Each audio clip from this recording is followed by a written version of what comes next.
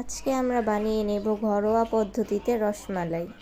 তো প্রথমে আমি 200 গ্রাম গুঁড়া দুধ নিয়ে নিলাম। আপনারা নিজেদের ইচ্ছে মতন বানিয়ে নিতে পারেন, সে অনুযায়ী কোয়ান্টিটি বাড়িয়ে নিতে পারেন, কমিয়ে নিতে পারেন। তো এখানে আমি একটু ঘি অ্যাড করে নেব দুধের সাথে। গুঁড়া দুধে ঘিটা দিয়ে আমি ভালোভাবে আলতো হাতে ঘি আর দুধটা মিশিয়ে নেব। ভালোভাবে মিশাবো যাতে কোথাও দলা পেকে না যায়।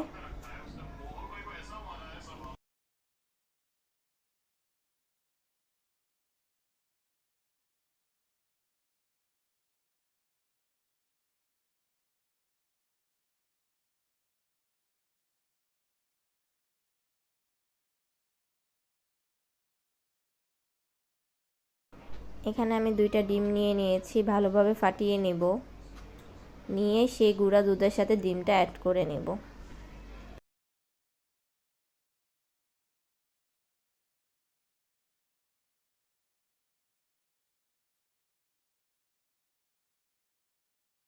এরপর হাত দিয়ে ভালোভাবে মিক্স করে নিব।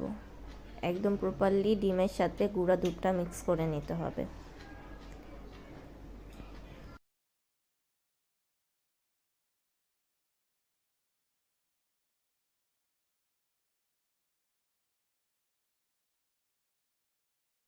এখানে আমার ডোতে একটা ডিম কম পড়ে গিয়েছিল, আরও ভালোভাবে মিক্স করার জন্য আমি আরেকটা ডিম অ্যাড করে নিয়েছি। ভালোভাবে মিক্স করে নেব। আর আমার 200 গ্রাম পাউডার দুধের জন্য 3টা ডিমই যথেষ্ট।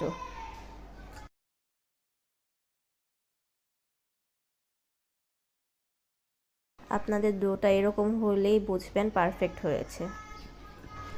এরপর কিছুক্ষণ আমি এটা রেস্টে রাখবো। আরেক পাত্রে আমি এখানে দুধ নিয়ে নিব, লিকুইড দুধ। 1 কেজি লিকুইড দুধ আমি নিয়ে নিলাম। এবার এটা আমি জাল দিতে চুলায় বসিয়ে দিব। এটা জাল দিয়ে কিছুটা কমিয়ে নিব আমি।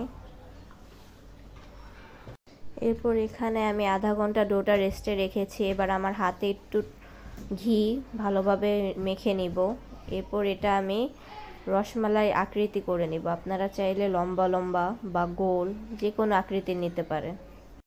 আমি আমার পছন্দ মতন গোল করে নিয়েছি, আর এভাবে একের পর একটা আমি বানিয়ে নিব।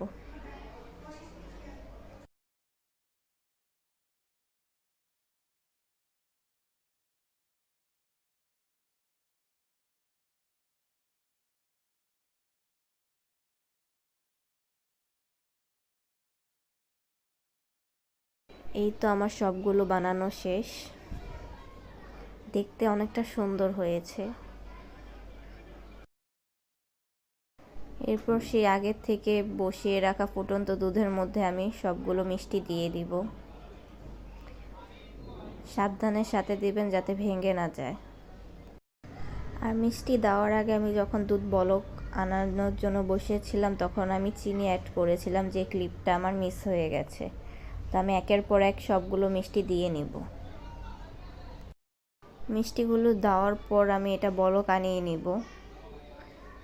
এই যে মিষ্টিগুলো আমার পারফেক্টভাবে ফুলে উঠেছে, আর দেখতেও খুব সুন্দর হয়েছে। এই তো আমাদের রেডি মজাদার হোমমেড রসমালাই রেসিপি।